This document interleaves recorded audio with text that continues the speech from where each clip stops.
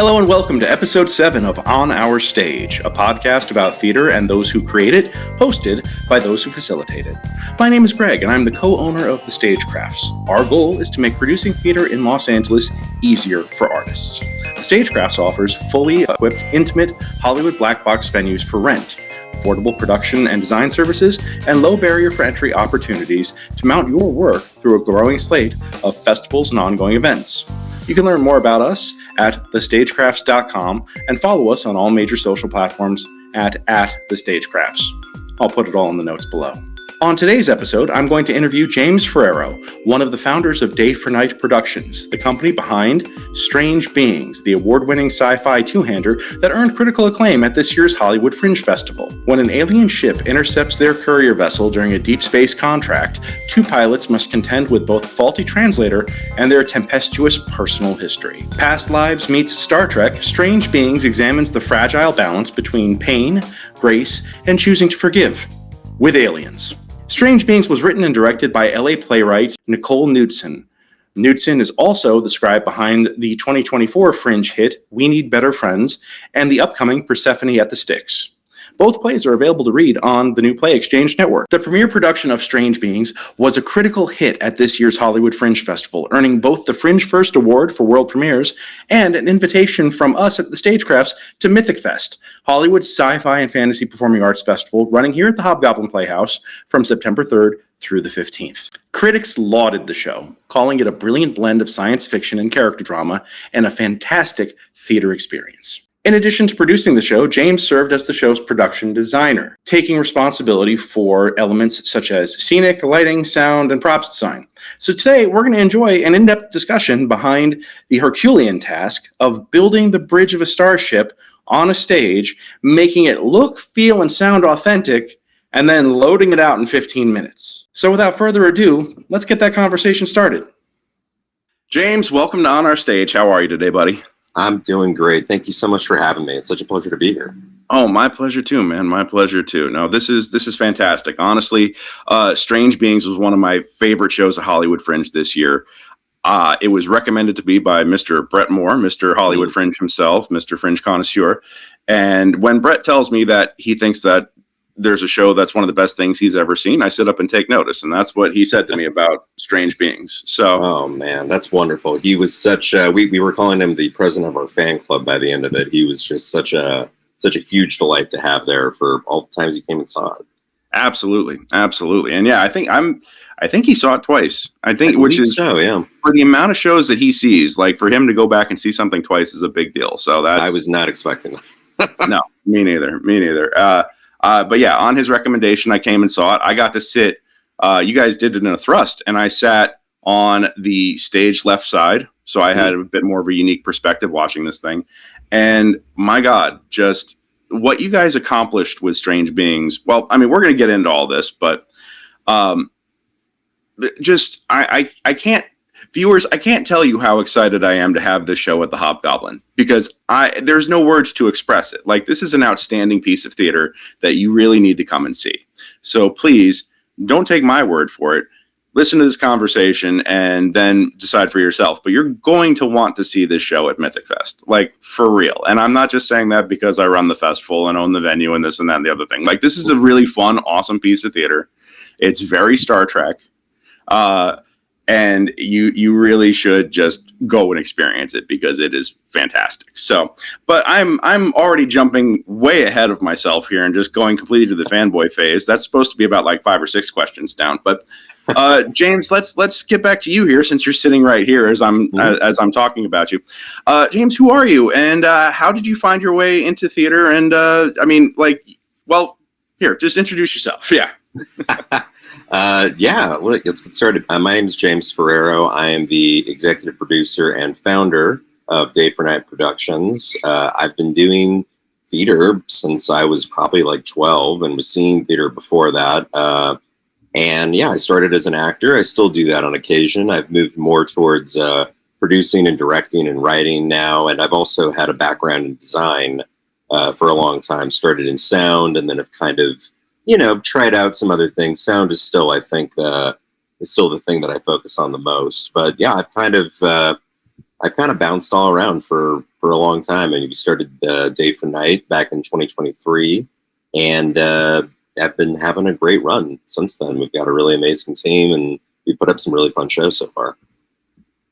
That's fantastic, man. That's fantastic. And yeah, you and I have actually collaborated a couple of times on different shows for different folks. Yes, we did Radium Girls, as I recall, over in Burbank. Wow. Yeah, that's right. A high school production. Yeah. Mm-hmm. So hi, Arden, if you're watching this, so good to see you. Hope you enjoy. Hello. I had a lot of fun on that show. That was a great production. I was very proud of how that turned out. That was very fun. Yeah. Yeah. Just throwing that out there. So yeah. So what is your role on Strange Beings? Because Nicole, your fiance, yes? Yes, that is correct. Yeah, fiance. You mentioned that you guys are getting married very, very soon. Like just over a month out. We decided to do a show and get married in the same year because why not? That's fine. Why not? Yeah, I'm with you. 2009, Jen and I had to have Theater Unleashed plan its season around our wedding because all of our staff was in the wedding party. So it's a thing. Like it happens, man. We don't stop making art because that's like so true to the nature of who we are that we can't not. So yeah, absolutely. So like I said, Nicole was the writer and director on this production, and you are credited as production designer, which tells me that you were pretty much in charge of all of the visual, audio, etc. Visual elements of this production. It works. Hey, what? It's a portmanteau, and I love it. So yeah. Yeah. Yes, that is correct. I served as producer on the show, and then I was doing production design overall, which did include set, sound, props, costumes, any kind of building or sourcing that was required. Nicole sort of had the concept and the idea of what she wanted the set to be, and had a lot of like visions around that. And then she handed that off to me and was like, "Now go make it a reality." So then I just kind of went from there. I love it. Yeah. And so, and let me tell you, that vision that she had was very bold, and you did a fantastic job, especially for Fringe Theater. I mean, if this was like if this was at Rogue Machine, they would have built you the Starship Enterprise bridge for this thing, but probably. So if you're listening to Rogue Machine, like, we're open to it if you want. Just putting it out there. Yeah. No, like I'm sure they can get, it's such a tight show, but I'm sure they can get another 15 minutes out of there or something like that. Maybe, something that's perfect for a full main stage, Yeah. But what is but now you've mentioned that you started theater at 12. What is your Hollywood Fringe origin story? How'd you first get involved in the Fringe? Oh man, Hollywood Fringe. My first year was 2015, and I got involved just kind of by happenstance. I was like stage managing and doing tech for a small group that had done a show before Fringe, and then they were going into the Fringe, and they were like, "Hey, we're doing a quick turnaround, but we really love working with you. We'd love for you to stay on and be our SM tech person again for the upcoming Fringe Festival." And I was like, "Oh, cool. What is that?" I had no idea what that was at all. So I just kind of wandered into it, and they were like, "Well, they were explaining it. We're going to the opening night parties. We're going to the mixers." And I'm like, I had no idea any of this existed. And I was just so blown away just by that first year. Cause I was just kind of a passenger for that first year, I would say. Yeah. And what was that show? It was a production of Romeo and Juliet. Oh wow! Okay, so going right with the classics. Right? Yes. That's a solid classics. Yeah. Yeah. Start if it's your first Fringe. Sometimes it's not a bad idea to go with something that you're familiar with. You kind of ease yourself into it, because Fringe, for those of you in the know or not in the know, it's kind of like a blender. Yes. It's kind of like being in a blender that's in chop mode, because it seems like it's this really well put together. Well mixed, delicious experience, but people don't understand the process that goes into making Fringe happen is chaotic, sometimes violent, and loud. So yeah, like a blender. Yeah, I don't know. I haven't had enough coffee to make metaphors work yet, but I'm trying.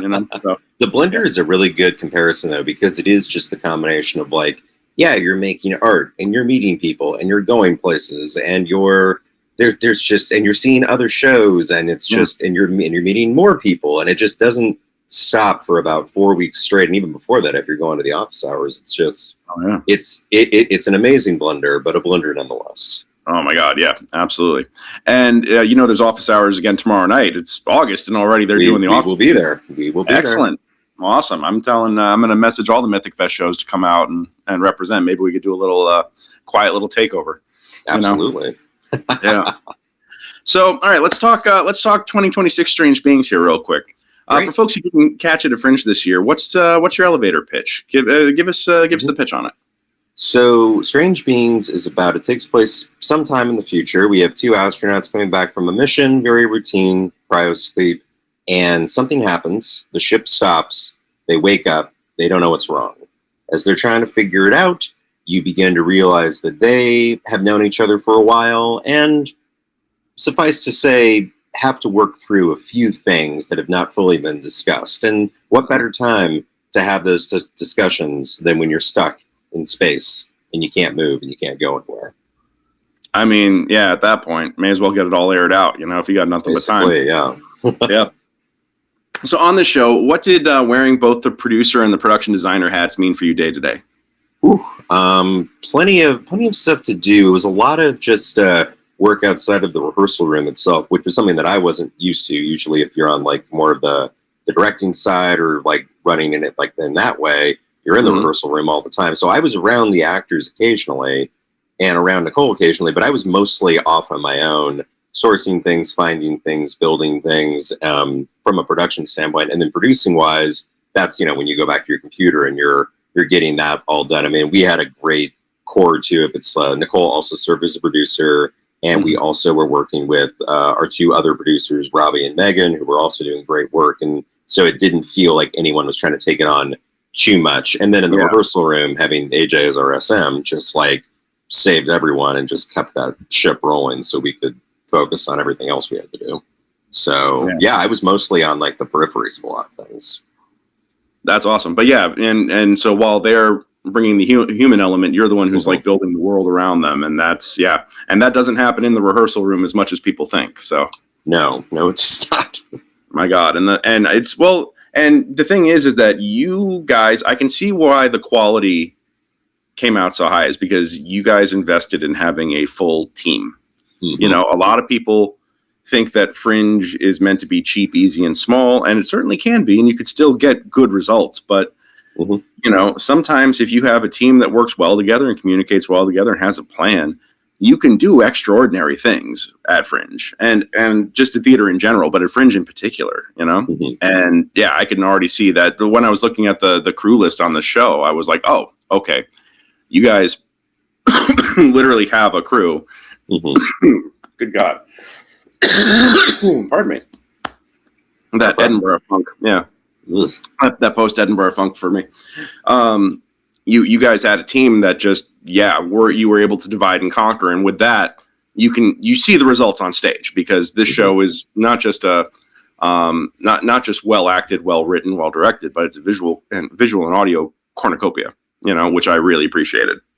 Thank you. Yeah, no, it's huge just having that crew around you and getting that done. I mean, having been on the end of like trying to do everything yourself, sometimes you have to. That's just kind of how it goes. But if you can afford to expand out and get that crew around you, like it's a lifesaver. There's no way this show happens without a crew that dedicated and just getting those people involved and being there. Because just like we literally could not market it, we could not move the set itself physically. So it was a huge help.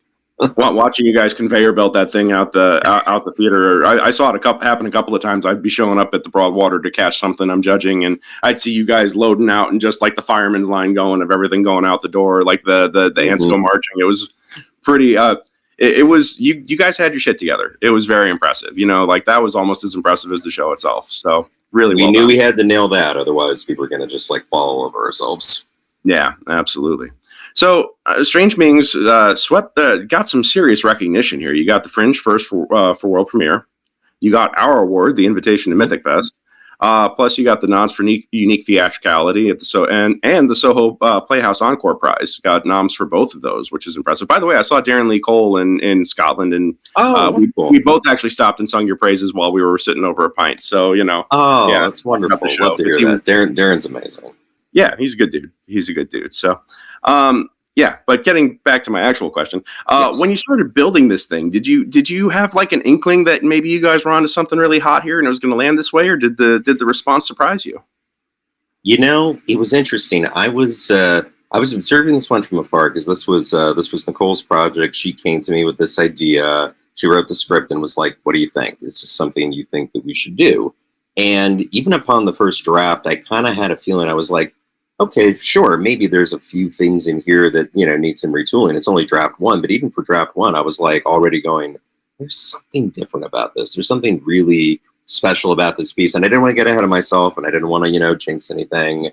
Sure. But in the back of my mind, I was like, this is like it. I mean, it all goes back to the writing. It all goes back to, like, if you have a well-written piece, it's all right there, and then you build everything else around it. So she knew the piece better than anyone. She wanted to jump into directing. We were so, as soon as we saw the cast come together and just having Josh Victoria in the room, it was just like, it was that next step of like, all right, this was already going to be solid. And they came in, and then it was just like, okay, I'm really, really feeling good about this. And if anything, I think my high expectations were just like, I'm really proud of the show. I think this is a very well-constructed, tight show. And I know people that are going to enjoy this. I can't say that everyone will, I don't know. It's a genre piece. That may not be everyone's cup of tea, but I'm proud of it. And so we'll see what happens with there. And if anything, I thought, like, well, we'll have some fans, and like, I'm happy with that. I did not expect the mass just outlook that we got afterwards, and just to be so fortunate to get all those nominations, and even to win a couple of awards was just, it's still a little mind blowing. I did not see that coming. Well, I'll tell you, the scorecards were pretty clear on our end for this one. I'll tell you that. So well, thank you. Yeah, no, of course.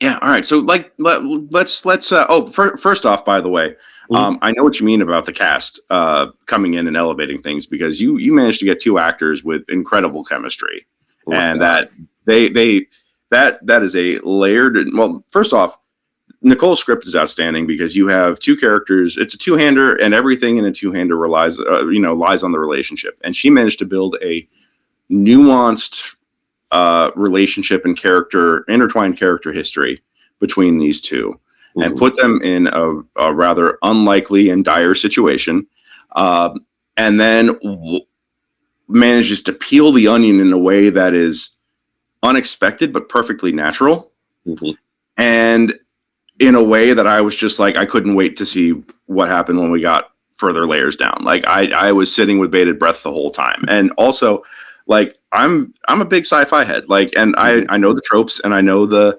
hallmarks of the story. And you guys had me guessing the whole time as to what was going to happen next, which, ooh, that's cool. Love that. That I was like, I can't predict where this is going to go, and I feel genuine fear for these characters. And also, I want to know. And also, I want to know more about how they fucked up their relationship. Yeah, what happened? Yeah, exactly. Well, what happened? Yeah, no, it was like, just, folks, if you can tell that I'm in love with this show, good, because I am. Let me just explicitly say that. Like I love all the shows that we have coming in, but this one is one that has a special place in my heart because it hits so many geek notes for me, but also is just an excellent story, well told. So please come and enjoy this one. But yeah, your cast, incredible chemistry, elevated the piece, elevated everything, and I loved how, like, they had a lot to do, and there was a lot of mime work involved. I mean, with the set being. Well, I'm going to show the set here. Actually, it's not a spoiler. It's actually shown on everything. Oh, but wonderful. you got to take a look at this starship bridge here that they built out of PVC. So you see, like, what they're existing in. The two racks in the back are the cryo sleep pods that they're sleeping in at the top of the show. But they also did just, like, incredible mime work doing the panels and the instruments and everything else. But they had this to work with, and this for Fringe is considered to be a very excessive and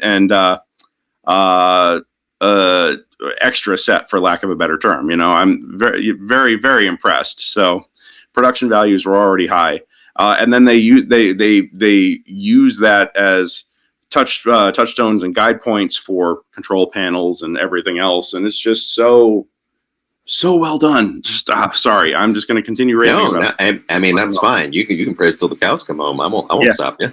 Yeah. All right, but yes, getting back to the questions. As a production designer, you were responsible for the costume, set, lights, props, sound. When you're responsible for all that, where did you start? Did you build outward from one anchor element, or did it all kind of develop in parallel? And how did with your production team being as big as it was, what was the division of labor like?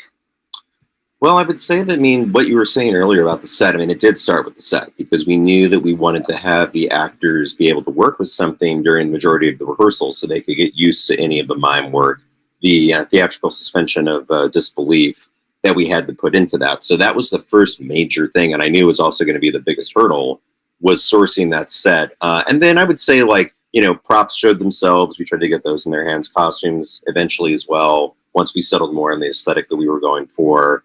And then we tried to get sound in as early as we could as well, just because we knew that what you said, Fringe is a very crazy thing. The set was more extensive than stuff I would usually do for Fringe. But even then, we were like, most of what we're going to get is going to be lights and sound, is going to be telling the story tech-wise, because we don't have to load that in and out. So it was just really trying to build the soundscape of a spaceship and to get as specific as we could with what each sound meant.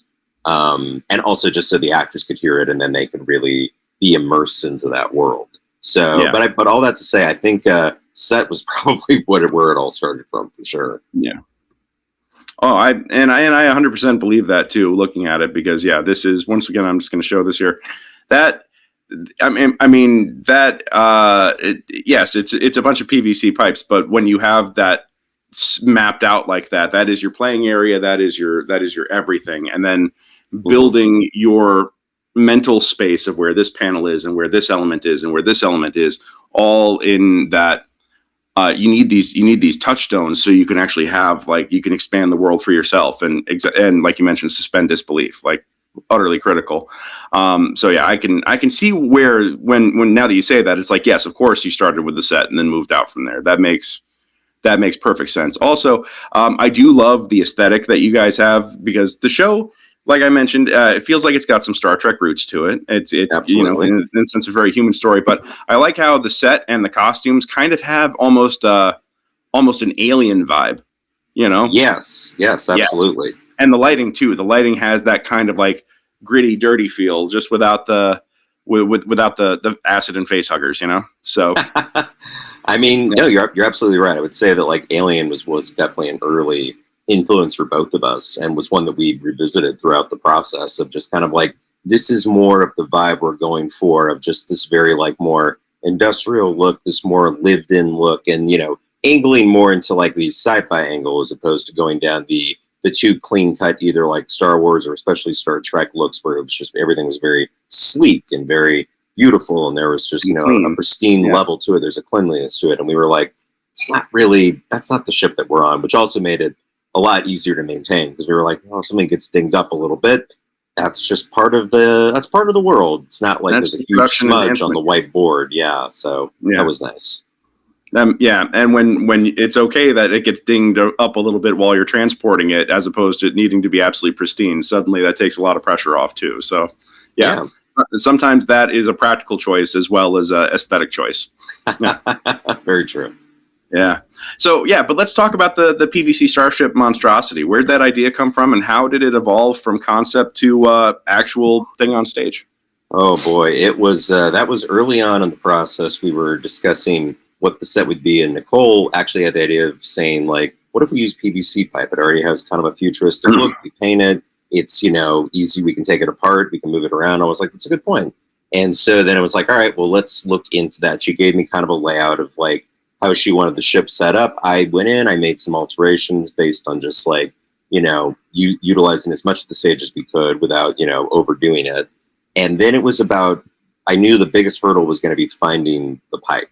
As you saw on that set, there was a lot of PVC pipe that had to be bought in order to make that ship happen the way that we wanted, and also of like the size. I mean, it was like a 2-inch diameter size, so it was a little bit bigger than some others. But we, you know, so it was like, well, that's what's going to look best on stage. And upon looking at everything online, everywhere you would look, Lowe's, whatever, I knew that was going to be expensive. And even with budgeting for it, it was still really up there. And I was like, this is going to be tricky. How are we going to pull this off? And so fortunately, I went to Facebook Marketplace and I looked up PVC, and there was a farm out in Phelan, California, sort of like a farm, kind of like a scrapyard. And they had a bunch of PVC pipe that they had just pulled up out of like another farm or something that they just had there. And they were just looking to get rid of it. And they were like, it's this much like per foot, and come and grab it if you can. And I crunched all the numbers, and it was an absurdly low amount. And the only thing was I had to drive out to Phelan, California, which was like about 2 hours outside of LA. But I was like, it's not that bad. And also I was like, for the amount that I'm getting, and also just for numbers wise, this was over 200 feet of PVC pipe had to be acquired for this. So I knew I was never going to get a better deal. So I drove out there. I sawed down what I needed. I loaded it into my car. They were the friendliest people. Again, the price was unbeatable. And then I just came back and I cleaned it and then started the treatment and started trying to build it out. But yeah, the pipe was the thing I was the most terrified of. And then once we had that, I knew, okay, downhill from there. Breathe a little bit easier now. Yeah, absolutely. Did you guys have any other options that you were considering for constructing this? Did you have any other like crazy thoughts about how to do it, or I don't know? Or was PVC kind of like, the direction we're going to head in because it seems the most logical? PVC made the most sense, and like it was mentioned as soon as it got in my head, I was like, that's it's got to be that. I think maybe briefly, you look at things like, what would it be with like lumber, and it was like, it's too much. It's not for fringe. It's just too much of a hassle. It's pricey. Like that doesn't make any sense. And we knew that PVC pipe was going to be the most adaptable and the thing that we could get in and out of the space in 15 minutes without stressing and, driving ourselves crazy and our stage manager crazy and shows coming in being like, what is this? So yeah, once PVC was mentioned, I was like, there's no looking back. I think we just need to do that. Fair. And yeah, you mentioned fringe load-ins and strikes. You've got these constraints of 15 minutes to load in and set up, 15 minutes out. Really, it's only about 7.5 minutes to load in. Yep. Because you have to let the audience in that amount of time too, Oh, yeah. Edinburgh was crazy, just to throw this out there. Edinburgh was crazy because most venues will only give you 5 minutes to load in and out. Which, no, I know. Like, okay. And when we did Three Could Keep a Secret last year, we got it to the point where the cast of 5 could set up a whole open bar and a poker game mid-game in 5 minutes, with our load-in time to still get backstage, which just like, Jesus God, we had it down to 2.5 minutes. Everybody would just walk in with their stuff in hand, place it where they had to go and get backstage. It was great. But it was a thing. But fringe means constraints, shared venues, limited storage, tight turnarounds, and that obviously had an impact on the design. The bridge had to break down and travel, obviously. How'd you guys... were you pulling apart the PVC, or did you just get a big car to throw it all in the back, or like how'd you guys manage that? Combination of the two. So it was sort of a little bit of like Tetrising of like breaking the set apart into as small pieces as we could to fit into a larger vehicle as well, but also not breaking it down into so many pieces where the setup is going to be just taking like half an hour every time. So after some trial and error of just breaking it down into like, how big can we get this piece to still fit it in? Okay, that's still too big, a little bit more. Oh, that actually fits. Don't touch it, leave it alone. And then we would go from there. So we eventually ended up being able to, I believe, that entire set to 3, 4, 5, 6, 7, 8, 9, 10, 11, 12, 13, 14, 15, 16, 17 pieces, I believe, in total.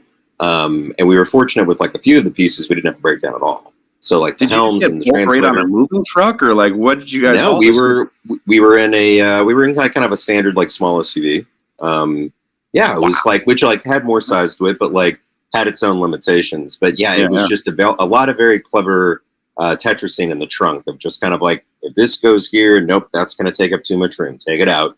Now this has to go in first, and then we put that in there. And so that was like, and the moment where we closed the door and the helms could fit in without taking them apart, I was like, this is huge. These angled pieces, if they don't have to come apart, is going to make my life so much easier. So it was a real, was a real interesting experience trying to see how we could finagle that. Incredible. Yeah, no, and that is like, it's one thing to have it be a good show on the stage, but the amount of I don't think people all understand or really get the amount of planning, the amount of effort that goes into everything around the performance itself, what enables that to happen, and the amount of planning and effort that goes into that. Like, this is so much more than just the hour on the stage. This is so much more than that. Like, yeah. I mean, I've driven all the way to San Jose for production elements before, so like the fact that you're driving out to farmland in the middle of nowhere to go pick up stuff, like that's important, like, and that's a big part of this stuff when you're sourcing things and you're doing it on a budget, Absolutely. Oh my God. Absolutely. Yeah. And speaking of all this, a lot of our community makes theater on a shoestring budget. It's all passion like, not all. There's a lot of people who are doing passion projects that are self-funded. What is your philosophy on turning a tiny budget into an asset? I'm going to take that again. A lot of our community makes theater on a shoestring. What's your philosophy on turning a tiny budget into an asset rather than an excuse? Excellent question. I think you just first have to look at the budget as not being a restriction, but an opportunity.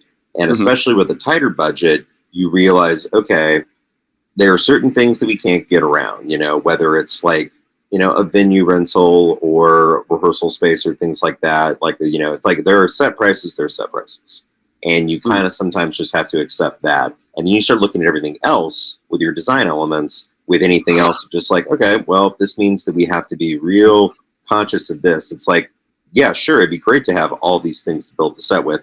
That's not going to happen. Okay, so how do we make the set look realistic and good given the small amount of resources? And that forces you to get creative. That forces you to do, and it only works if you're down to do it. You've got to do trial and error. You've got to do test runs. You've got to try things out again and again, and most of them are going to blow up in your face, and you go, well, that's not going to work. That looks bad. Yeah. That's not going to happen. And then you have to keep, not get down about it. You have to go, okay, next thing. And as you keep moving through it, eventually you will find a solution. It may not be the first thing you thought of, but you might be surprised, but that actually works really well. And given our restraints, I think we just got to go with that. And then you move forward. So it is like, it's tenacity. It's tenacity and just, people say like, oh, just get more creative with it, which is true. But getting creative with it is not something that everyone can do. You have to be tenacious about how creative you get with it, and, not wanting to give up on that until you find something that is going to work. Otherwise, it's just not going to be a fun experience, or you're going to overspend on things because you don't want to get that creative with it, and then your budget's going to go out of control. So, but it's exciting because you find a lot of things that you never would have thought of when you're forced to sit down and really pick it apart and try to keep it as under budget as possible. Yeah. Oh my God. Yeah. And 100%. That, I can't think of a more perfect answer for that. Now, and you mentioned at one point things breaking, failing, etc. What broke? What failed? What had to be rethought mid-process? And what was like the biggest lessons learned in the failures that happened? I would say like it was mostly a lot of like, we started building the set, and we did know we wanted to go bigger at first because we're like, well, if we have to go smaller, that's easy. We don't want to go too small too fast. So, starting from where we did and then kind of taking the measurements and going, okay, it's still like a little tall, it's a little wide, it's a little here. Okay, cut a little bit more, cut a little bit more, cut a little bit more. So like that was sort of its own process that we were like waiting for that to happen. And then I think probably the trickiest thing was actually the joints for the PVC pipe, which also ended up being one of the more expensive set elements, and something that I knew was like, well, we need joints for the PVC. There's not really any way around that. And so for that, we did go and we found those at like hardware stores. So we and that's fine because we know this is literally going to keep the set together, but the joints are more sensitive than the pipe itself. So the pipe was all perfectly fine, but also by putting the set together before and after each show, we were using sort of like soft head mallets for that. So we didn't want to like crack anything. And so this was going to be more gentle, which worked really well. That being said, it still is like you're putting a lot of force into these joints over and over and over again. And they lasted for a long time. really up until towards the end, we could see like the little cracks starting to form, and you're just okay, can we gaff this? Can we keep this together? Like, it's okay. We'll get it done. It'll be fine. Just like, it's okay if you're cracked, just don't shatter. Because if you break, then we're going to have to go get the replacement piece. So we did have to do some replacement pieces, and, you got to repaint those and kind of get those back on there. So like time and effort.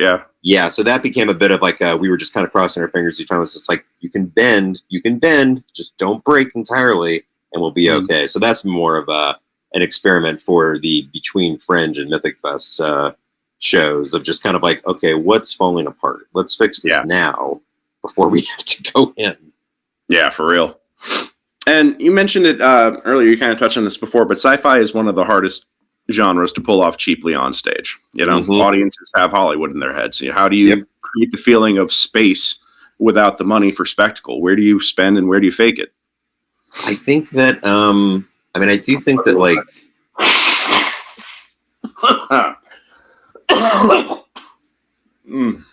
Lovely. Sorry. Oh no, you're good. That's a really good. That's a really good question, though. I think that for each show, it's a little bit different. I think in terms of sci-fi, we really wanted to. We knew the set was going to be important, but also, rather minimalist in design, and then props and costume would probably follow suit with that. So we knew lights and sound has to be where this lives, because that's something where you can really create a world that is not our own and that really does feel alien in a lot of ways. Whether it is like, the more stark spaceship lighting, or whether it is the sounds that you're hearing, popping up here and there, which also, we wanted to make sure like these aren't just stock sounds that are just, oh, you could find this on any website and plug it in there. Like, it had to feel like it was like part of the ship. It had to feel like that is something mechanical that is whirring in there and is making that happen. And it's something about that, and I think also with that, we have our thing with our translator in the center of the stage too, is our little theatrical magical moment of like, if we make this work, it's a simple effect, but it's going to really transport people to this other place of going like, oh, this is sci-fi. This is not our world. We are in space right now. And so it's all about like, how do we do this in the simplest ways possible, but also letting the audience create the fiction in their heads? Because like, we can't build a full ship on stage. We don't have the budget to do all those other things, or the time, or, fringe constraints. So, but with like a very effective lights and sound, I found is the thing that's really going to transport you into that other world. Yeah. Oh, absolutely. No, and as a lighting designer myself, like, I thought that you guys executed it flawlessly. You guys really gave it the sense of time and place, and then the different elements of the lighting coming in and out with different things happening. Like, I saw, I think there was that moment towards the end that really kind of took my breath away with the, well, I don't want to spoil it, but I think I know what you're talking about, though. Yeah. You know what I'm talking about. What I'm talking about, like that moment of tension of just like, I got to look one more time, and just, that, yeah. And I'm sitting here going like, oh, we have to rebuild that at the Hobgoblin on Thursday. I'm very excited for that. Yeah, I know. Isn't that fun? No, it's amazing. Rebecca did an incredible job. Just like, we came in with like this thing of like, it's a spaceship, and like, this is kind of idea we're going for. And she would just go in and be like, oh, something like this. And she did a great thing of like finding, yes, there is the coolness in the lights. There's the coolness of space. That was important. But there was always a little bit of like, sort of like warm colors kind of coming in underneath, which I always loved, because it made it feel, it was like the contrast of like the coldness of space and of this genre, and the warmth of the story and these characters, and trying to work through something, kind of meeting somewhere in the middle. And it just really made for a really cool visual look that I thought was super cool. Awesome. Yeah. And also, just shout out, I mean, I know that you started as a sound designer, so I hope you appreciate when I say this. You talk about having stuff that wasn't just stock sounds, but sounded like it really was immersive in the world. Your sound design was so flawless, it was almost unnoticeable to me. Like, and it was not at all incongruous to the world. It fit so perfectly that it was like, of course it sounds like that, that was actually one of my favorite parts and favorite elements. And also shout out to Rebecca for just nailing the timing on those cues with all the miming and everything else. Like, holy shit, that was cueing. This show is a performance in its own right. It really is. It's we kind of knew that going, and we're like, hey, so it's just mostly pretty chill, except when it's not. and then it'll be chill again. We promise. Like, it's all good, right? But yeah, no, she jumped at that. It was great. Yeah. Oh, no, she nailed the hell out of it. So shout out to Rebecca and the Broadwater for that. And yeah, going just back to overall design elements, which element gave you the most bang for the least buck? And was there anything that you really splurged on that was worth every penny? I mean, besides the PVC, because obviously that's the main element, I think. That is the main element. And I think, yeah, leaving the set aside, yeah, we were able to keep costs down for the most part. Because again, like with sound, that's my background. So I was able to source a lot of things without having to, like, you know, throw down a bunch of money into making that. It was just the time to sort of like create that. I would say like the costumes were really interesting because they were something that were not like, it wasn't a main focus for us, and we weren't super concerned with having it look ultra spacey, sci-fi realistic. We were kind of going for more of a kind of a Firefly look, kind of a more like we work on a space truck kind of like feel to that. Yeah. But that being said, we knew that it was like, but you know, we have to have workman-like clothes. This has to look like clothes that people are like moving around the ship in all the time. It can't be too much fashion, which, you know, upon going to different thrift stores and looking for stuff, there was a lot of interesting options, but a lot were very design heavy and very fashion heavy. And it was like, it's not really what we're looking for. So sometimes, you know, we would find a piece that was like, wasn't super expensive, but it was like maybe a little bit more than we would have thought to spend. But we're also like, but this is kind of what we need. This is exactly, it's the right size. It's the right look. And we were really happy. It worked out this way. We were ready to be like, yeah, what we can find. But the fact that we had Caleb in sort of cooler colors, a lot of grays, a lot of blues, we really liked. And then we wanted to contrast that with Mina having earthier colors, a lot more like greens and browns and things of that nature. And so it was like, that was the hope. And we actually were able to do that, which we were really happy with. And it just made for a nice, like, seeing them on stage together in those contrasting outfits was just it was so pleasing on the eye. For me, it always looked really cool. Yeah, and I think that, you know, for folks who aren't as involved in theater and maybe don't notice this as much, the costumes are a visual language in and of themselves, you know. And I could see like the elements of like the air and water versus earth tones and how that grounds itself into each character, and it becomes like a written it's another visual expression of who these individuals are. Absolutely. You know? And yeah, you guys nailed the hell out of that. That was a subtle element that, like, I clocked like in the back of my mind, because I was like, oh my God, visual cornucopia here, at least comparative to a lot of Fringe shows, you know. But like, yeah, that was a subtle element. But now going back and looking at it, I'm like, well, fucking of course that's the color scheme for these characters, because that makes perfect sense for who they are. Absolutely. Right. Yeah. So what number Fringe show was this for you that you've produced? Like, do you know like what number you're on at this point? Well, it is helpful to think of it just as producing. Otherwise, I would have to dig in a little bit deeper. Let's see. Producing wise, was 1, 2, 3, 4. This is actually this is the 5th Fringe show that I've produced. Okay.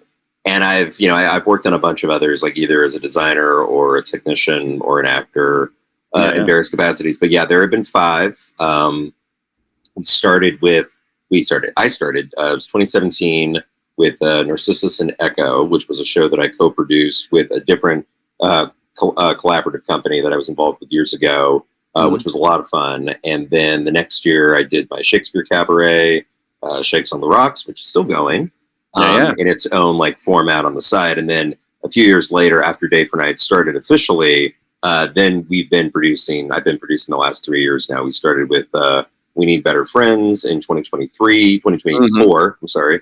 And then The Visitor was 2025, and then Strange Beings was 2026. So was Titus Kills one of yours too, or was that just something that you Titus Kills was, yes. Titus Kills was, we weren't doing that with the Fringe, but yes, I did, that was one that I wrote, directed, and produced back in 2023, and that was our first Day for Night production. But yes, that one as well. Oh boy, that was an experience. It was worth it in the end. But yeah, talk about experiences that nearly put you in the ground. All for good reasons. Putting up a show can be a lot like childbirth, you know. I would think so. I would think so. Yeah, Absolutely. It can be a very, very painful process. And in the end, most of the time, it's worth it. Most of the time. I mean, I would say so far, all those shows I've been very proud of, and I'm very happy that we did them. And you learn something every time. You go, yeah. Okay. Do you have any lessons that you learned on Titus or The Visitor or any of your other shows that you carried into Stranger Beings? Anything that you went like, oh, we're looking out for this time, you know? I mean, it's really just like a matter of like, I mean, and you understand this too, like, you know, producing and doing a lot of your own work. It's just like you have to stay focused on everything, including the things that no one else is going to think about, and they may not even notice, but you're going to notice. And so there were things in the past, there's things that I didn't pay as close attention to, or I thought would work themselves out. Didn't quite happen. Sometimes no one noticed, sometimes people did notice, and, you know, valid complaints. And I said, okay, that's good to know. And so going into this, especially going in with like 2 actors who we did not know as well, and really trying to, like, you know, show that, like, hey, we know what we're doing. We're a professional group. Was just making sure that everyone was taken care of. Everyone was on the same page, and just really establishing to them of saying, hey, this is a creative process. Like, there's going to be disagreements, and that's perfectly fine. We welcome the chance to be able to, like, talk about things, as long as we all know, like, none of this is personal. None of this is anything like that. These are all creative differences. And if there is a problem, and if there is an issue that you're having with either myself or someone else, or with the show, or with the character, or whatever it is, like, these are the people. And, you know, if you don't want to talk to me, that's fine. Here's other people you can talk to. If you're having an issue, you can bring it up with them. They'll get it back to me, and then we'll find a way to work it out. Because I think that most of the time, any disagreements that happen come from a lack of communication. And sometimes that's been on me. Sometimes that's been on other people. But at the end of the day, it's like really setting the precedent of saying, like, if there is a problem, even if you don't think it's a big deal and you don't want to cause a mess or you're going to get someone upset, like, it's okay to bring that up. Approach it in a respectful way, and let's talk about it. Let's figure it out. And I guarantee you, if we talk about it and hear this out, that's going to get, we're going to figure that out. This is all just like a miscommunication error that we can fix easier now, as opposed to letting it fester. And then later it's the thing of like, well, this was a problem. And I'm like, you know, if you fucking said something when we were dealing with it, we could have fixed it. I didn't know that. I couldn't read your mind. So yeah. The number of times. So I think like we had to, exactly. You understand that, of just like really making that clear. Post-production meetings where I'm like, well, if you'd fucking said something, we could have fixed this, you know, like I was ready to go, you know? And I was so happy just like going through this process and seeing, and I've been happy with the other processes too. I've worked with so many really talented people who've been very honest with, like, you know, when they do have a difference of opinion, or when they go like, I think that you should consider this instead. And I love hearing that.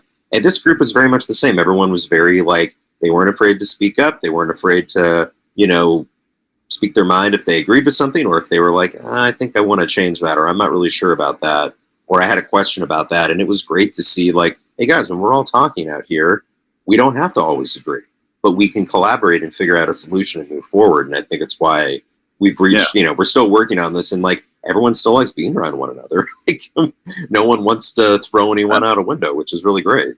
God, that's awesome. And that's so important, you know, and that's lovely to have that where everybody feels like they're safe to communicate, and that's in a respectful environment. I mean, that's a big deal. You got to be able to foster that, you know? Absolutely. So, yeah, because God knows I've been in production environments that have been exactly like that. And I've been in ones that are tense where everybody is just like got the long knives behind their backs. And it's like, what are you even doing at this point? Why are we doing it? It doesn't. I can't do it. I've been on. Yeah, and I agree. I've worked on too many productions where I'm not the one in charge. I'm just there to do my job, and then I leave. But like, I can see the tension. I can see, you know, like sort of like the people walking on eggshells around certain people, and I'm just sitting here going like, is this necessary? Like, what? And either it's because you haven't talked about it, and you should, or you happen to be working with someone who is just a toxic person, and who, but someone is like, yeah, but they're really talented, and I'm like, I'm sure they are. Yeah, but you're telling me you can't find someone who's just as, if not more talented, who's also not a toxic person? Like, I don't understand that. But when it wasn't my call to make, you just go along with it. So when I got to the position of being able to produce, it's that thing where it's like, hey, I want to create this team with as many people looking not to just like say there's a problem, and not just to bring it up because that's important, but to move forward and, okay, well, how do we fix this? Yeah. What is the way to do it? It's like, how do we make this thing happen with the set, with PVC pipe? I don't want someone who's going to be like, well, that's going to be really difficult. I don't think you can do it. As opposed to someone who's like, oh, well, why don't you drive out to unincorporated California and get some PVC pipe? It's like, let's think of, and they might not all work, but let's think about solutions here. Yeah. No, I like the Walt Disney idea of, if you're going to say no to something, you have to pitch an alt. Because I like that. We had somebody in Theater Unleashed for a little while, that was constantly like, no, that's never going to work. No, that's never going to work. No, that's never going to work. And after a while, I kind of like got to know them as a person, and I was like, oh, this is the attitude that you take to everything in your life. Got it. Okay. And that explains so much about. It all makes sense at that point. It all makes sense now. And I'm like, cool. Yeah, they're not doing theater anymore. So not surprising. I mean, there's no way to last that long in it, because it's got to be exhausting and really just kind of was like, why are you doing this to yourself? Don't torture yourself. Yeah. Well, and then it was, why are you? I get like you're doing this to yourself and that's your choice, but when you're doing it to everybody else and dragging everybody else down around you, that's a problem. Oh, absolutely. Yeah. So you can't have that in a collaborative environment. So I always like to, when I'm a producer on a show, I always say Walt Disney rules are in effect. And that's like, you can't just shit on something and say no. You have to come up with an alternative solution that we can explore. I very well might steal that. I like that a lot. It's a good one. It's a good one. Walt was like, like if you don't like the way forward, propose a different way. You can't just say no, Let's talk about it. Yeah. I'm a big fan. And and that's the thing, is like, I'm a big fan of collaboration, and I'm a big fan of communication. Like, back when we had the full 80-person ensemble and the 11-person staff, I was like, cool, we're having regular meetings. We're having a company meeting every month. We're having a staff meeting every other week. And this is what we're covering. I was like Mr. Meeting, and everybody got tired of hearing from me because they were like, oh, Greg wants to meet about something. And it's like, yeah, I want to fucking communicate about what we're making here, because we're actually doing a thing, So this is fairly important. Yeah. It's kind of important to, to have meetings about making theater when you are a theater company, so. Absolutely. Yeah. And then there, and some people join a theater company, not necessarily to make theater, but because they want a social circle. And that's totally fine and understandable, but don't be surprised when the people who are there to make theater want to make theater. So, yeah. Yeah. Anyway, pretty much. That's me airing out some dirty laundry from my end. But you just said some stuff that really kind of like hit the strings, and I was like, can't not say anything. So you get it. Yeah, you get it. Absolutely. Well, speaking of collaboration, you and Nicole actually worked on the poster art together, from what I understand. How did? First off, super convenient to have the production designer and the writer director collaborating on the marketing image and the art for this. By the way, it is gorgeous graphics. Nice. Thank you. I stole your starburst here for our backdrop today, but this is the graphic in its current form with all of its well-earned, well-deserved laurels promoting MythicFest. How did you guys come across? Oh, and I love that you have what is the creature that is your day for night? Oh my God! So awesome. I'll first tell you about the possum. It's a fun story there. So when we were doing Titus Kills, we were working at the Sherry Theater in North Hollywood. Oh, I love the Sherry. We used to run that for a minute. Oh, it was great. We had a great time. Great, like surprisingly deep stage, which worked really well for our horror elements that we were using in that. But we went in one day for a show. We were all in there for the fight call beforehand. I was sitting in the house talking with an actor about something, and my ASM Charlotte comes out and she sees me. And she's like, "Hey, can I talk to you for a second?" I was like. And she's a very capable person. So I was like, yeah, what's up? I go backstage. And so in the backstage area, it's a very small dressing room, and there's a bathroom just for the actors back there. Yep. Doors closed. And I go back, and Charlotte looks at me. She's like, so there was a possum back here? And I was like, I'm sorry, in the dressing room? She was like, yeah, or like in the bathroom, rather, in the dressing room. And she was like, yeah, I saw him, and I just closed the door. I put a sign up so no one goes in there. He's a pretty big guy, but he's like in there. He looked pretty angry. I was like, good to know. So he just told all the actors, like, please don't go in the bathroom. Angry possum, let him be. Of course, everybody wanted to go back and be like, oh, let me see him. It was like, no one is going to see the possum right now. We have to do a show. And I called the manager of the theater, and I was like, so there's a possum. And he's like, what? And I was like, okay, well, we're going to do the show. I'll just leave the doors shut for the show. And when we're done, if you guys can come out and just fish him out of here, then we'll be on our way. We'll be good to go. which they did. The possum was fine. He left, no problems. But we had a character that we referenced in the play. So long story short, Titus Kills is a mashup of Titus Andronicus and Two Gentlemen of Verona. In which Two Gentlemen of Verona, there's a character called Crab the dog, who is one of the clown's dogs. And we mentioned Crab in the script as being a character, just like Pet Back Home. And so we took that and we nicknamed the possum Crab, and he became Crab the Possum. And then we all just kept talking about Crab. And one of our actors, Jenny Ryan, is also an illustrator. She drew that logo for us because I said, "Can you make our logo Crab? Because I feel that makes the most sense for us now." And she did. Also designed the shirt that I'm wearing here right now. Love a little reference to our show, as well as a couple of tattoos that we have right here. Oh, so there you go. When you make it all, you make it all within house. But that's how Crab came about for that. And so we have him in a little like knight suit of shining armor with that. So so all that to say, with the poster itself, so the background image of the cosmos, Nicole found that. And we had looked at a bunch of space images, and there were a lot that were like, this is okay, but it needs to kind of pop. It has to have some vibrancy. And she found this with all these beautiful colors that were just kind of bursting out. And she was like, this is the one. This has to be the one. And I looked at it and I was like, yeah, that's beautiful. And then my idea was that I said, what if like we have the ship there as well? Like, I think there's a way we can have the ship like going towards that, and it'll look cooler than just putting like clip art or something in there as well. And she was like, if you can figure it out, like, absolutely, like, we'll stick with that if that's all we have. And I was like, that's fine, let me work on it. And so the ship is actually, and we'll talk about social media stuff later, but on our Instagram, I go over how I built this model for this ship. It's a very small model of the spaceship, model of the Valkyrie, that then I just, tried to light it, tried to get, the light to look kind of similar to where the light was coming from in the poster. I set it up. I got a bunch of shots of it. I, cropped out the background and all of that. And then I was able to put it right on the poster. And then I just added in the engine lights in post just to kind of like, give it that little extra thing. But so that's how, and then we just kind of pasted it on there, and it was just a lovely combination. She liked it and was like, I think we have it. Let's just put it out into space. Yeah.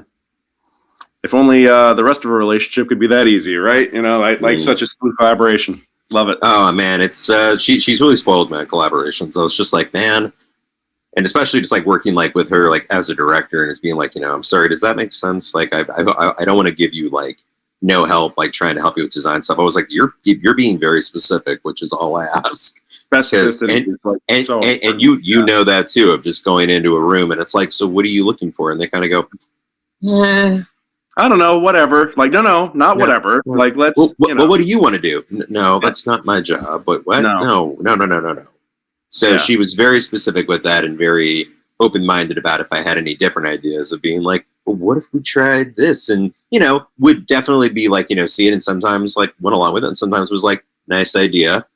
No, I want to do it this way. I was like, all right, that's fine. We'll go here. But it was a very, very smooth collaborative process. I've been spoiled.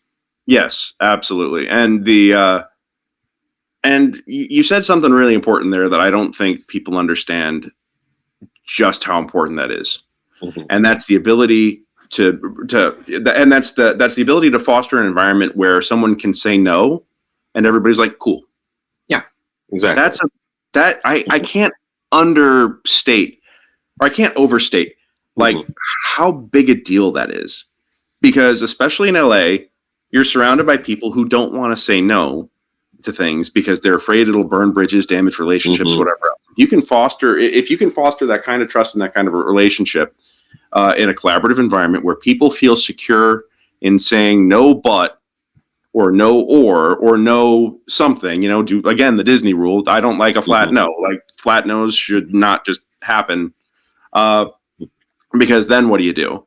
Then you have an obstacle as opposed to a path forward. Like, I'm not doing shit just to please somebody, Absolutely. But being in an environment where someone can feel secure enough to say no, and the person being told no is able to accept that confidently and gracefully, that's a big fucking deal.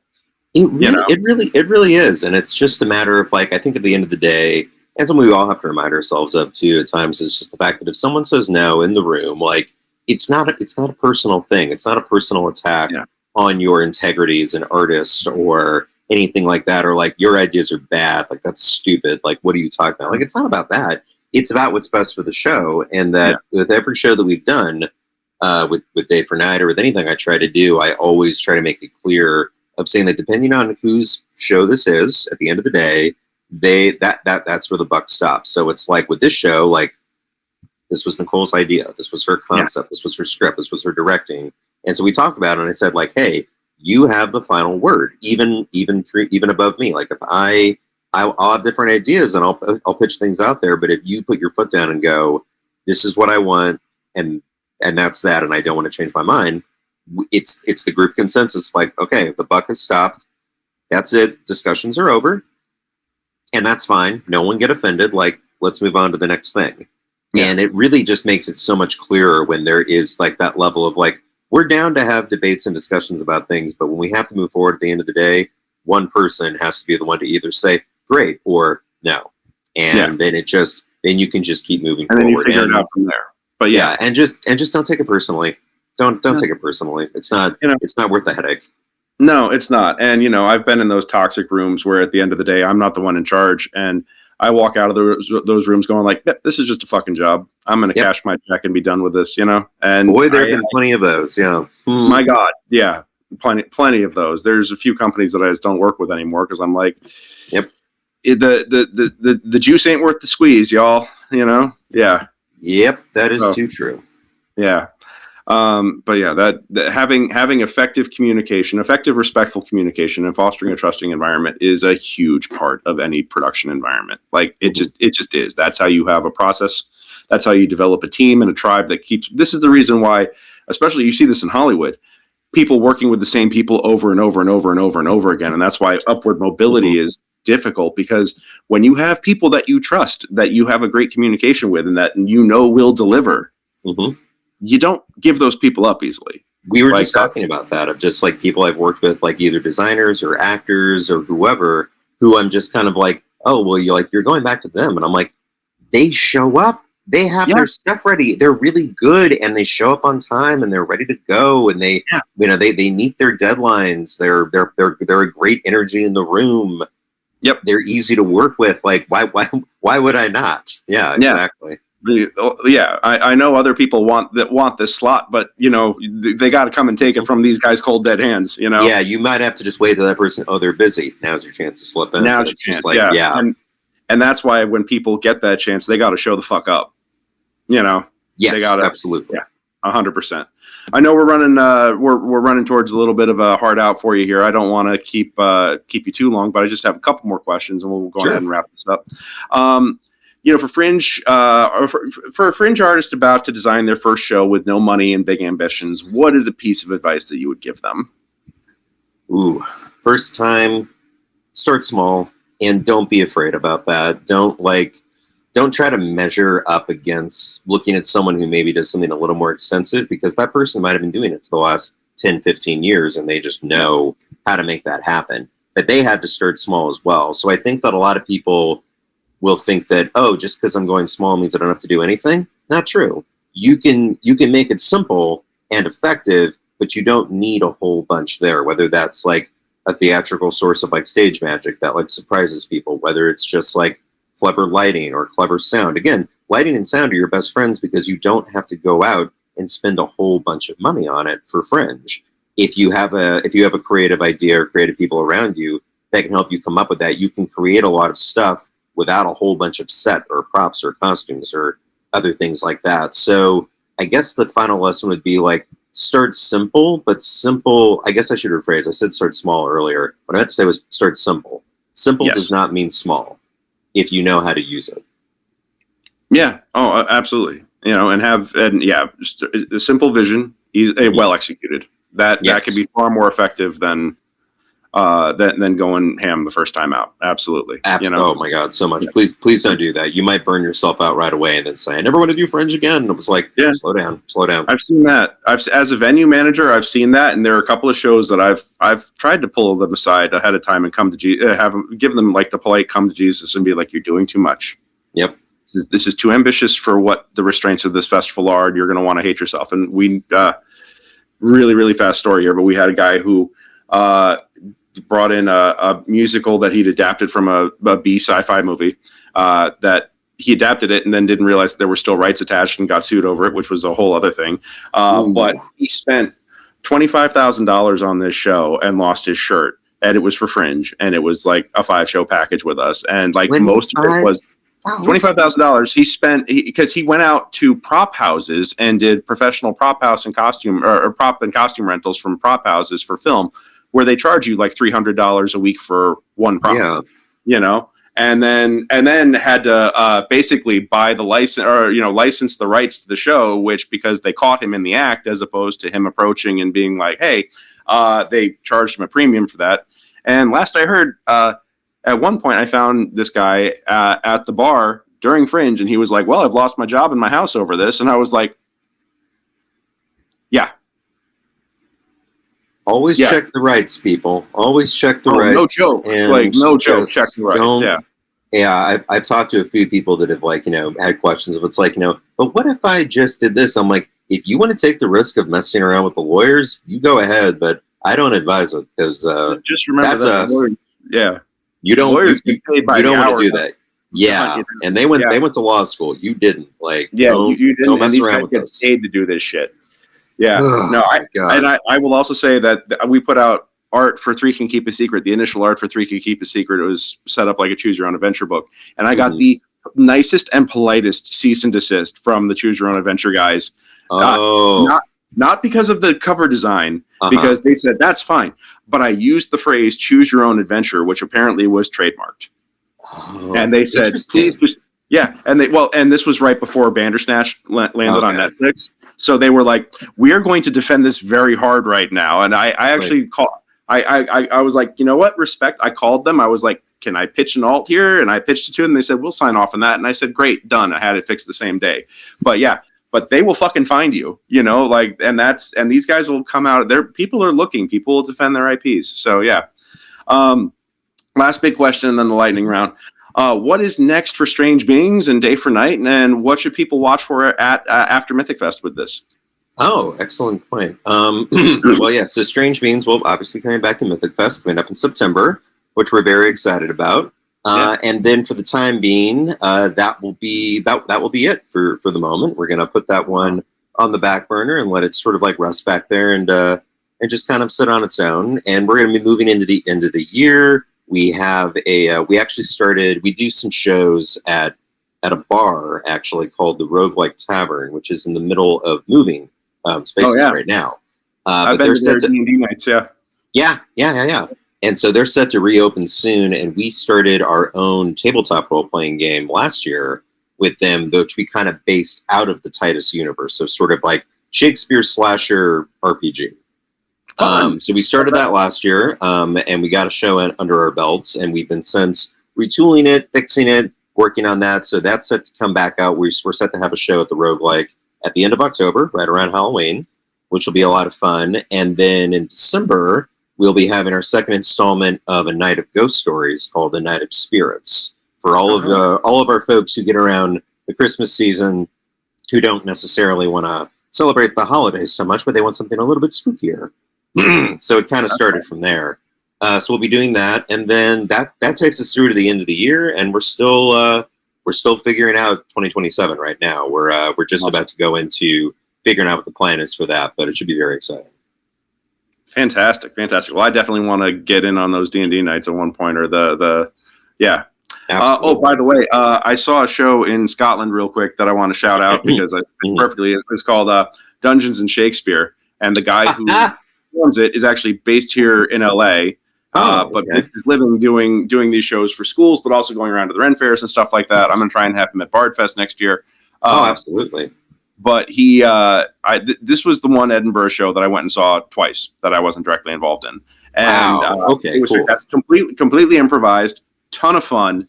And he actually wrote a mod that is set in Verona, where you play some of the characters from the canon trying to save Verona from burning down. You know, that is so fun. Yeah, that sort of is like, we kind of started from there because, like, you know, the whole plot of like Titus being like kids going to the woods, messing around, you wake up an undead entity. So now this is like kind of taking that and jumping in. If it's like, name your random location that a bunch of like dumb teens have like broken into or snuck into, and what monster based on Shakespeare have they awakened? Oh, hell yeah. But yeah, that sounds super fun though. I love that. Yeah, maybe if you guys want, I'll run it for you guys one night. Oh, so, please do. That'd be great. I'd love to sit down and check it out. I run a weekly game for libraries and after school program. Nice. So I was running for them too. So that'll be great. But I could stretch that out over a few weeks. So all right. The infamous lightning round. Let's fucking go. Right. Bada boom. Star Trek or Star Wars? Star Wars. Best piece of theater you've seen in LA this year? In LA wait, hold on. All of a sudden I forgot every show that I've seen this year. Why am I what am I doing? Best show at Fringe you saw this year. How about that? That's helpful. Yeah. A little more manageable. Best show I saw at Fringe this year, I think off the top of my head, I gotta say Dinosaurs was one of my favorite things that I saw. Okay. And is one that is like really stuck with me. A really bizarre, absurd, funny piece that also is just layered with so many complexities and real like a dark underbelly that I was not expecting. But I think actually I think I got to split it between Dinosaurs and Fucking Famous as well. It was one of my favorite shows that I saw that I could not stop laughing during. Yeah, I saw Dinosaurs when it first premiered at the Modnani last year before, somewhere. Nice. And then because they was at Hollywood Fringe 2 years ago. Yeah, 2 years ago, because Mandy did All Cats Go to Hell last year. And then she did a shorter edit at Hollywood this year, and then she just did it in Edinburgh. She's wrapping it up right now. So I think I missed it when it first premiered, and so I was looking forward to it, and I was very pleasantly surprised.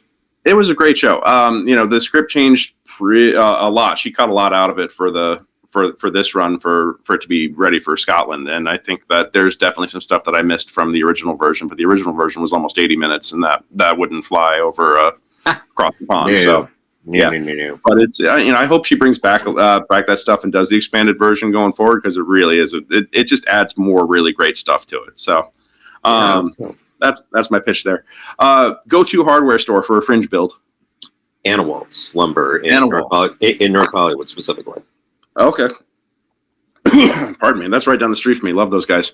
Yeah, they're great. Yeah. One tool you can't design a show without. Screwdriver. All right. Favorite Fringe venue to work in? I would say mostly because we were just there, but Broadwater Black Box specifically. I love the depth of that stage. As a director and a designer, I always love a deeper stage. So that always makes me happy. Can't go wrong with Rebecca as a stage manager either. She's outstanding. Also that, absolutely. Shout out. Yeah. Most underrated element of a production design: lights, set, costume, props, or sound, or projections. We'll throw those in. I'm going to be biased and say sound. Only because in my experience of being a sound designer for a number of years, it's something that a lot of people don't think about, or that they think they don't need, and sometimes they don't, and that's fine. Or they think that means like, so you've got music during intermission or something, like, I can do that. I've literally had directors, like, when I've like sort of like they pitched me on something, they've said what they want to pay me, and sometimes it's something ridiculous, and I'm like, for the amount of work that this is, I can't do that.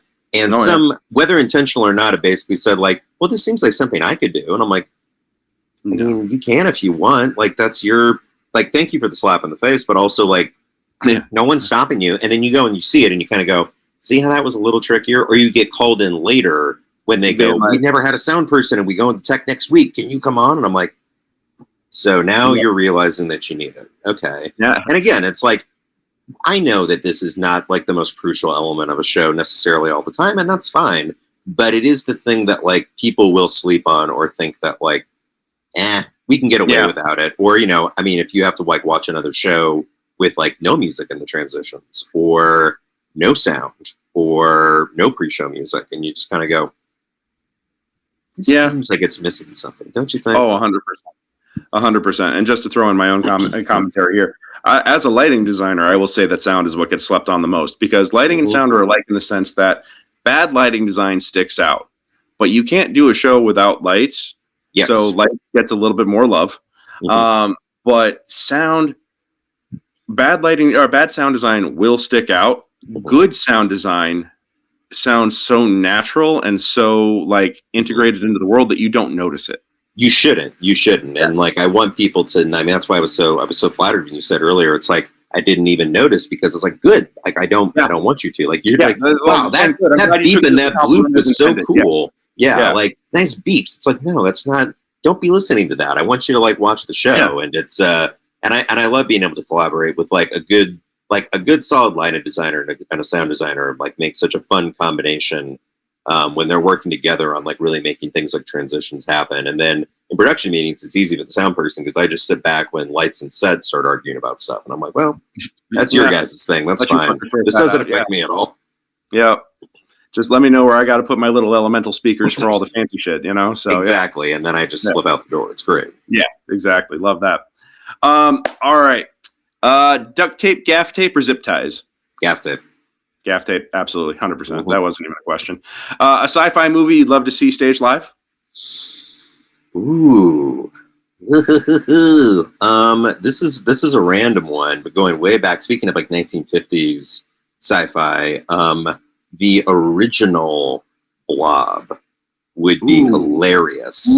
Just because it's so like, it's very much of its time. It's very like, you know, over the top, a little like, you know, hokey, big pink goo thing like crawling through, and everyone's just screaming. And also like made even better by a trope that I always find hilarious that I've used in some of my own shows, is a bunch of teenagers who are all like 35 years old, you know, being like, my dad won't let me out of the house. I'm like, you're almost 40. Just walk out the door. What's the problem? Actually, considering the state of the world today, that actually could still apply. So it might. Yeah, you're right. Yeah. So I don't know why that one just jumped out to me as like a fun, like, it's such a fun, silly one that was like, it seems like it's destined for like a really ridiculous, fun stage adaptation. It's like, really, you know, like Blob, like I just imagine like Blob the musical, and like the Blob has their own song would be just incredible.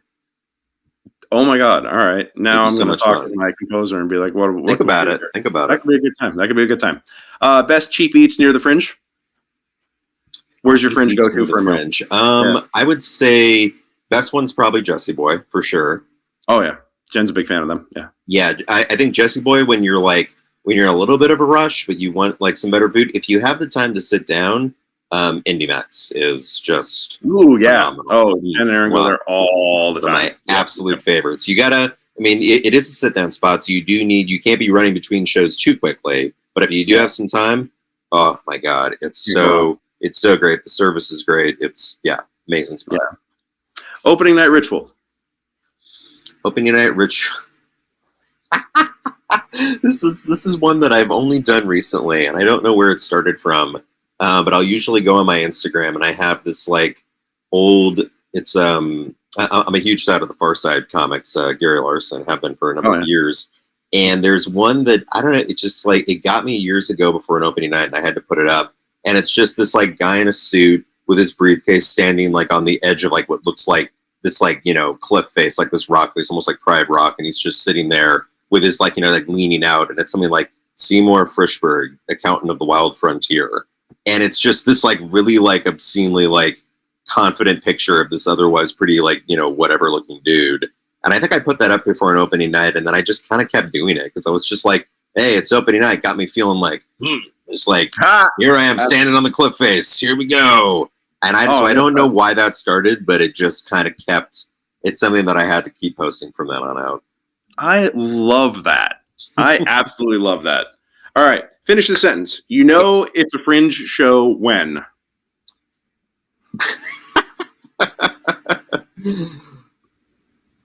When everyone's out of breath, but trying to still be present in the moment, but you can see in the eyes, they're just like, yeah, okay, you're doing it. It's happening. It's like, you got it. You got it. You're good. That's how you know. You're like, yeah, you're in it. You're committed. Absolutely. Absolutely.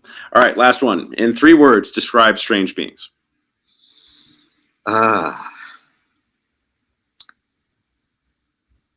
Cosmic connections, love. Okay. I love that. I love that. James, thank you so much for your time today, buddy. It's always great catching up with you, and I'm so always great chatting with you, man. And thank you for having me on. I really appreciate it, and thank you for the kind words about the show. And excited to do the extension with y'all. Hell yeah. Hell yeah. No, we're so glad to have you too. So I'm going to see you guys on Thursday. I can't wait. And you guys watching this, you need to come out and see this show because, like I said, if you haven't gotten the impression before, this is a really good one. It's really special. I think you're really going to enjoy it. You really need to come out. So yeah, James, appreciate you, brother. Yeah, I'll see you on Thursday. See you on Thursday. And that's it for this week's episode of On Our Stage. I hope you enjoyed this week's interview with James.